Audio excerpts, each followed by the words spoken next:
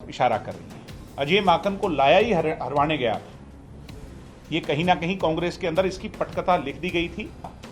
इसका सबसे बड़ा दोषी अगर कोई है तो चौधरी भूपेंद्र सिंह हुड्डा जी हैं। और बंसल जी ने किरण जी का वोट देखा और वो वोट सही था, तो बंसल जी आज साथ खड़ा होकर ये क्यों कह रहे हैं, अजय माकन जी क्यों कह रहे हैं भाई वो वोट गलत था। कांग्रेस जो है वो एक हो ही नहीं सकती। मैंने उस समय भी आपसे कहा था।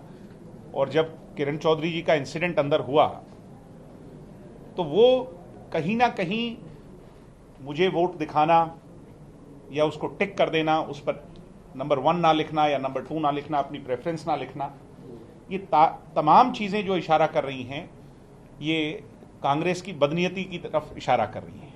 अजय माकन को लाया ही हरवाने गया था। ये कहीं ना कहीं कांग्रेस के अंदर इसकी पटकथा लिख दी गई थी। मैं कांग्रेस के अंदर किरण जी को इसके लिए दोषी नहीं मानता।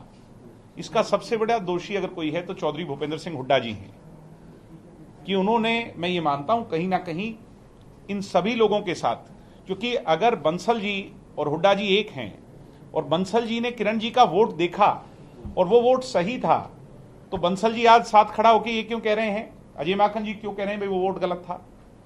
ये तो हास्यास्पद सी बात है। तो मेरी बात कम से कम अब तो आप सच माने कि जो उस दिन वहां हुआ वो एक लिखा हुआ स्क्रिप्टेड ड्रामा था और इसीलिए अजय माकन जी पूरे इलेक्शन में वहां मौजूद ही नहीं थे।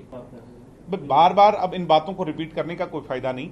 मैंने अपनी बात आपके सामने रखी थी और मैंने ये कहा था कि ये इलेक्शन हम जीतेंगे। हम इलेक्शन जीते और डेमोक्रेसी की यही खूबी है कि सबको अपने अधिकार हैं। जैसा जिसने मत प्रयोग किया नहीं किया, इवेंचुअली रिजल्ट ये रहा कि जननायक जनता पार्टी ने सबसे पहले जिस कैंडिडेट को समर्थन दिया, हमारी ताकत से, भारतीय जनता पार्टी के सहयोग से और तमाम लोगों के सहयोग से हम इलेक्शन जीत पाए। इसमें कोई दो राय नहीं कि राजनीति के अंदर प्लानिंग भी करनी पड़ती है और उसको इंप्लीमेंट भी करना पड़ता है, क्योंकि नंबर गेम के हिसाब से चलते तो कांग्रेस जीत ही चुकी थी।